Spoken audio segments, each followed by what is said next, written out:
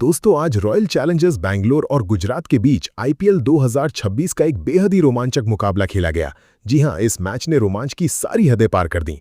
तो आइए दोस्तों देखते हैं बिना देरी करे मैच का पूरा रोमांच। दोस्तों मैच का टॉस जीतकर गुजरात के कप्तान शुभमन गिल पहले गेंदबाजी करने का फैसला करते हैं, जिसके बाद आरसीबी की ओर से रन मशीन विराट कोहली और युवा जेकब बेथेल मैदान पर उतरते हैं। तो वहीं गुजरात की तरफ से पहला ओवर लेकर आए भारत के मियां मैजिक मोहम्मद सिराज ने पहली ही गेंद से अपने खूंखार इरादे साफ कर दिए। ऑफ स्टंप के बाहर हल्की सी मूवमेंट के साथ तेज गेंद और युवा बेथेल उसे छेड़ने की कोशिश में पूरी तरह से नाकाम हो गए। अगली कुछ गेंदों पर भी सिराज ने एक विश्व स्तरीय लाइन और लेंथ रखी। बेथेल ने एक दो रन चुराकर दबाव कम करने की कोशिश जरूर की, लेकिन सिराज उन पर हावी दिख रहे थे। हालांकि असली जवाब बेथेल ने ओवर की आखिरी गेंद पर दिया। उन्होंने एक शानदार और नजाकत भरा चौका जड़ा, जिसने आरसीबी के खाते में पहली बाउंड्री जोड़ी। इस ओवर में कुल 6 रन आए, लेकिन सिराज ने यह साफ कर दिया था कि आज आरसीबी के बल्लेबाजों के लिए रन बनाना कोई बच्चों का खेल नहीं होगा। अब गेंद दक्षिण अफ्रीका के रफ्तार के सौदागर कगिसो रबाडा के हाथ में थी, लेकिन दोस्तों यहां से मैच का रुख इतनी तेजी से बदला कि गुजरात की टीम सन्न रह गई। विराट कोहली ने जैसे ही स्ट्राइक संभाली, उन्होंने अपना आक्रामक और गॉड मोड दिखाना शुरू कर दिया। रबाडा की पहली ही गेंद पर बाउंड्री लगाने के बाद कोहली रुके नहीं, उन्होंने रबाडा की गेंदों की बेरहमी से बखिया उधेड़नी शुरू कर दी। लगातार चौकों की बरसात, एक दर्शनीय कवर ड्राइव, एक करारा पुल शॉट और बैकफुट पर जाकर एक चीरता हुआ कट। मैदान की हर दिशा में रन बरस रहे थे। रबाडा जैसे अनुभवी और खूंखार गेंदबाज भी इस अप्रत्याशित हमले से भारी दबाव में आ गए।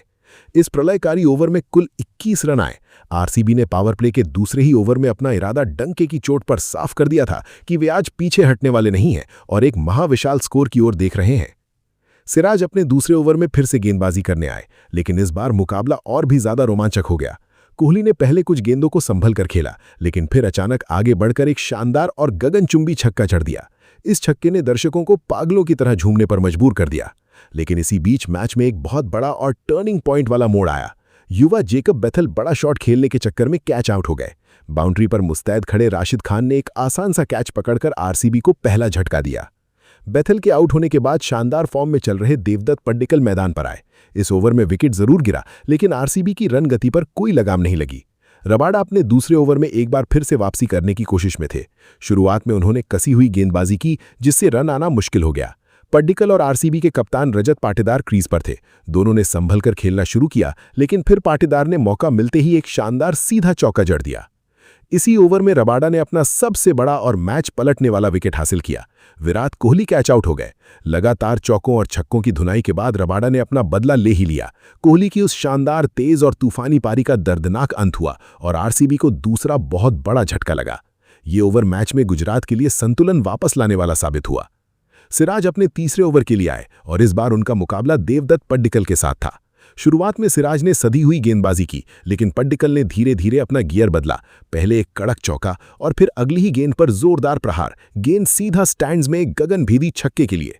सिराज थोड़ा अपनी लाइन से भटकते नजर आए और पड्डिकल ने इसका पूरा निर्दयी फायदा उठाया। इस ओवर में 14 रन आए और आरसीबी ने फिर से अपनी रन गति को 7वें आसमान पर पहुंचा दिया।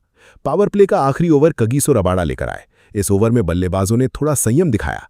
पाटीदार और पड्डिकल ने सिंगल डबल लेकर स्ट्राइक रोटेट की।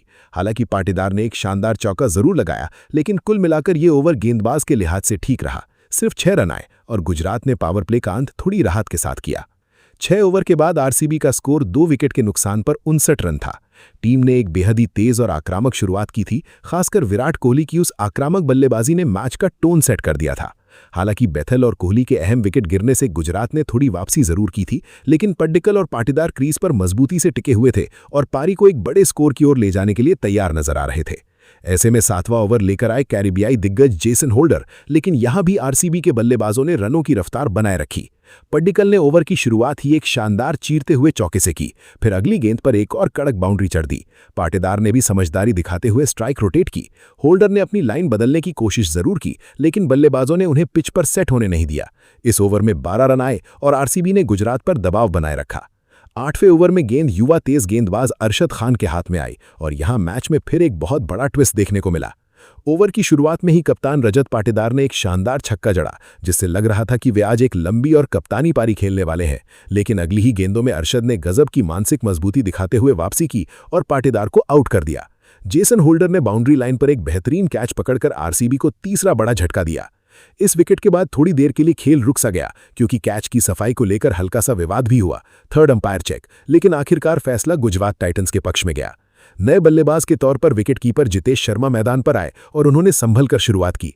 इस ओवर में 9 रन आए, लेकिन सबसे बड़ी बात यह रही कि गुजरात ने एक बेहद ही अहम और सेट बल्लेबाज का विकेट निकाल लिया था। 9वें ओवर में जेसन होल्डर फिर से गेंदबाजी करने आए और उन्होंने आते ही अपना खौफनाक असर दिखाया। जितेश शर्मा ज्यादा देर क्रीज पर टिक नहीं पाए और दबाव हटाने के चक्कर में एक गलत शॉट खेलकर कैच आउट हो गए। होल्डर का ये ओवर गुजरात के लिए बेहद अहम साबित हुआ क्योंकि उन्होंने एक और विकेट निकालकर आरसीबी को भारी दबाव में डाल दिया था।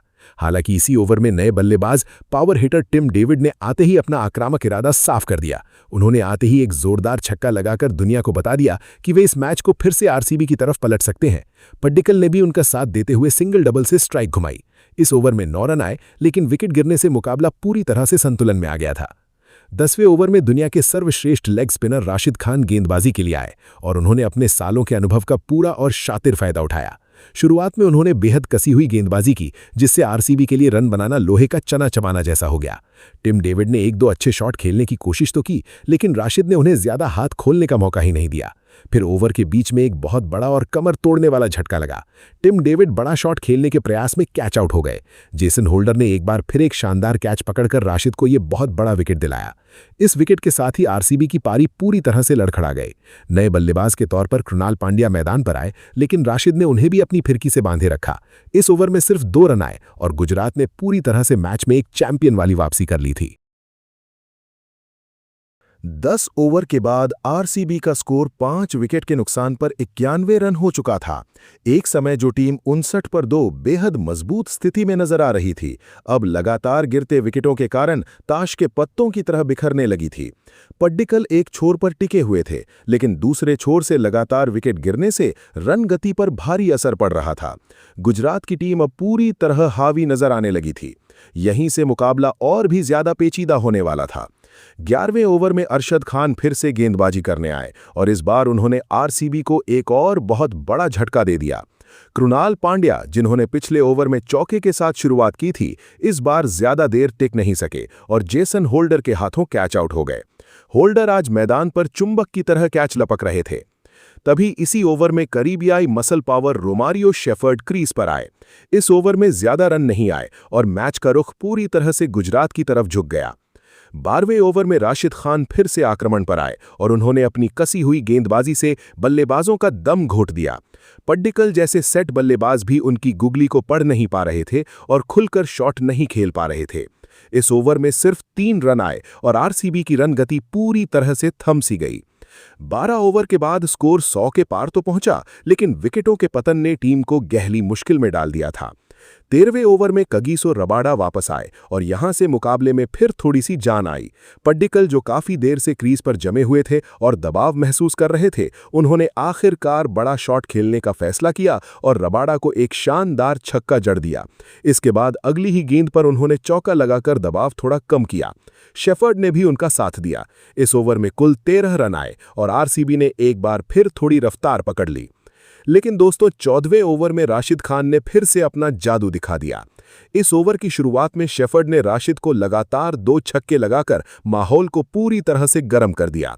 उन्होंने साफ कर दिया कि वो आक्रामक अंदाज में खेलकर दबाव गुजरात पर वापस डालना चाहते हैं। लेकिन इसी ओवर में सबसे बड़ा और आरसीबी की उम्मीदों को खत्म करने वाला झटका लगा। देवदत्त पड्डिकल क्लीन बोल्ड हो गए। राशिद खान की एक तेज और टर्न लेती हुई गेंद को समझने में पड्डिकल पूरी तरह से चूक गए और उनकी जुझारू और शानदार पारी का दर्दनाक अंत हो गया। ये विकेट आरसीबी के लिए बहुत बड़ा झटका था, क्योंकि पड्डिकल ही एकमात्र सेट बल्लेबाज थे जो एक छोर से पारी को संभाले हुए थे। 14 ओवर के बाद आरसीबी का स्कोर 7 विकेट के नुकसान पर 126 रन हो चुका था। 15वें ओवर में जेसन होल्डर फिर से गेंदबाजी करने आए और उन्होंने आते ही आरसीबी की ताबूत में आखिरी कील ठोक दी। रोमारियो शेफर्ड, जो अब तक अकेले लड़ाई लड़ते दिख रहे थे, इस बार बड़ा शॉट खेलने के चक्कर में कैच आउट हो गए। बाउंड्री पर साई सुदर्शन ने एक बेहद शानदार कैच पकड़कर आरसीबी की 170-180 तक पहुंचने की उम्मीदों पर पूरी तरह से पानी फेर दिया। शेफर्ड के आउट होते ही ये साफ हो गया कि अब आरसीबी के पास बड़े स्कोर तक पहुंचने के लिए कोई भी सेट या पावर हिटर बल्लेबाज नहीं बचा है। इसके बाद इंपैक्ट प्लेयर वेंकटेश अय्यर और अनुभवी गेंदबाज भुवनेश्वर कुमार क्रीज पर थे। इस ओवर में कुल मिलाकर सिर्फ 6 रन ही बन पाए। अब दबाव इतना ज्यादा था कि आरसीबी के निचले क्रम के बल्लेबाज रिस्क लेने से भी हिचकिचा रहे थे। 16वें ओवर में राशिद खान ने फिर से अपनी फिरकी का जादुई और खौफनाक रूप दिखाया। उन्होंने बल्लेबाजों को पूरी तरह जकड़ लिया। वेंकटेश अय्यर लगातार गेंद को पढ़ने में संघर्ष करते दिखे और भुवनेश्वर भी खुलकर शॉट नहीं खेल पा रहे थे। राशिद की हर गेंद पर या तो डिफेंस हुआ या फिर मिस। इस ओवर में सिर्फ 1 रन आया। ये ओवर इस बात का प्रमाण था कि गुजरात ने मैच पर कितनी फौलादी पकड़ बना ली है। 17वें ओवर में होल्डर फिर लौटे और उन्होंने भी अपनी कसी हुई लाइन लेंथ जारी रखी। अय्यर ने 1-2 बार बड़ा शॉट खेलने की कोशिश जरूर की, लेकिन टाइमिंग बिल्कुल भी सही नहीं बैठी। इस ओवर में भी सिर्फ 3 रन आए और गुजरात का खौफनाक दबदबा लगातार बढ़ता चला गया। अब ऐसा लग रहा था कि आरसीबी 150 के आंकड़े तक भी मुश्किल से ही पहुंच पाएगी। 18वें ओवर में अरशद खान गेंदबाजी करने आए और यहां थोड़ा बहुत एक्शन देखने को मिला। भुवनेश्वर कुमार ने आखिरकार अपने हाथ खोले और एक शानदार चौका जड़ दिया। ये शॉट उनके आत्मविश्वास को थोड़ा बढ़ाने वाला जरूर था। अय्यर ने भी सिंगल लेकर स्ट्राइक घुमाई। कुल 8 रन आए और आरसीबी अभी भी एक सम्मानजनक स्कोर से काफी दूर थी। 19वें ओवर में मोहम्मद सिराज गेंदबाजी करने आए और यहां मैच में थोड़ा रोमांच वापस आया। भुवनेश्वर कुमार ने इस ओवर में शानदार बल्लेबाजी की और एक बेहतरीन चौका जड़ दिया।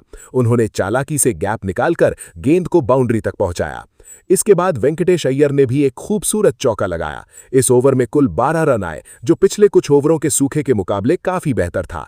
इससे आरसीबी को थोड़ी राहत जरूर मिली और टीम 150 के पार पहुंच गई। लेकिन दोस्तों, आखिरी ओवर में फिर वही तबाही वाली कहानी दोहराई गई।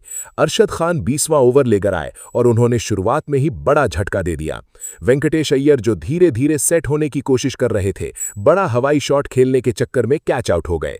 साई सुदर्शन ने बाउंड्री पर एक और शानदार कैच पकड़कर गुजरात को एक और सफलता दिलाई। इसके बाद आखिरी गेंदों में रन चुराने की हड़बड़ाहट और घबराहट में एक बहुत बड़ा रन आउट भी देखने को मिला, जहां जॉस हेजलवुड क्रीज तक पहुंचने से पहले ही रन आउट हो गए। ये आरसीबी की पारी का आखिरी झटका था। इस तरह रॉयल चैलेंजर्स बैंगलोर की पूरी टीम मात्र 155 रनों पर सिमटकर ऑल आउट हो गई।